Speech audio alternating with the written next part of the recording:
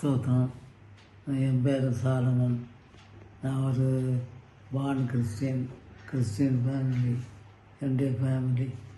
நான் எப்போவுமே இயேசுன்னு நான் ஜெபம் பண்ணுறதே இல்லை. நான் எப்போவுமே யெகோவான்னு தான் ஜெபம் பண்ணுவேன். இயேசு ஒரு கடவுளாக நான் ஏற்றுக்கிட்டதும் இல்லை. அவர் ஒரு மனுஷனாக தான் நான் நினச்சேன். அப்படி தான் நான் சொல்லுவேன். என்னுடைய பிள்ளைகள் மற்றவர்கள் எல்லோரும் எவ்வளோ சொன்னாலும் நான் அதை கேட்கல. ஒரு சமயம் திடீர்னு நான் சோகமானேன். ஹாஸ்பிட்டலில் இருந்தேன். ஆனால் சோகமாகி எல்லாம் வீட்டுக்கு வந்துட்டேன்.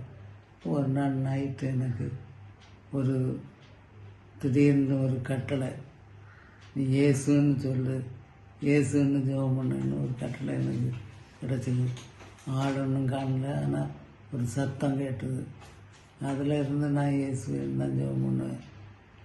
இயேசுன்னு இயேசு தான் எல்லாம் அப்படின்னு நான் அறிக்கை பண்ணேன். அது பிறகு என்னுடைய வாழ்க்கை நேராக இருக்கிறது. எல்லாமே நன்மையாக இருக்குது. All glory to Jesus. அப்புறம் நான் சோமாயிட்டு இயேசுவே கடவுள்னு நான் அப்பவே ஏற்றுக்கிட்டேன். எனக்கு ஞானஸ்நானம் தொழிப்பு ஞானஸ்தானம் தான் சரி எனக்கு அப்பா அம்மா சொல்லியிருந்தாங்க. அது தப்புன்னு நான் உணர்ந்துக்கிட்டு முழுக்கு ஞானஸ்நானம் எடுத்தேன். அதுதான் கரெக்டுன்னு நான் நினைக்கவும் செய்கிறேன். அப்போ இப்போ